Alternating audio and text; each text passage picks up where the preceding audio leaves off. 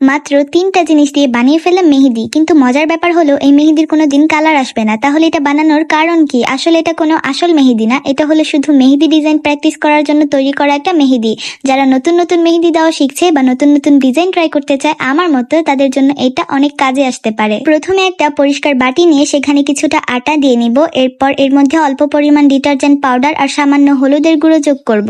এখন সব উপকরণ ভালোভাবে মিশিয়ে নিব যাতে সবকিছু একসাথে ভালোভাবে মিশে যায়। এরপর অল্প অল্প করে পানি দিয়ে এটাকে মেহেদির মতো ঘন একটা পেস্ট তৈরি করে নিব। খেয়াল রাখতে হবে যেন বেশি ঘন আবার বেশি পাতলা না হয়ে যায়।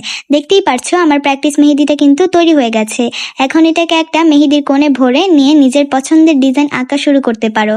ফুল, লতা পাতা, আরবিক যে কোনো ডিজাইন তোমরা চাইলে এটা দিয়ে করতে পারবে। যারা মেহেদি দিতে ভালোবাসো কিন্তু এখনো পারফেক্ট ডিজাইন তৈরি করতে পারো না আমার মতো, তারা এই ধরনের প্র্যাকটিস করে নিজের হাত আরো সুন্দর করতে পারো। তবে মনে রেখো, এটা শুধু ডিজাইন শেখার জন্য, এটা আসল মেহেদির মতো হাতের রং দেবে না। ভিডিওটা ভালো লাগলে লাইক, কমেন্ট, শেয়ার করে দিও। আর এমন আরো ডিআইওয়াই এবং ক্রাফট দেখতে চাইলে পেজটা ফলো করে পাশে থেকো।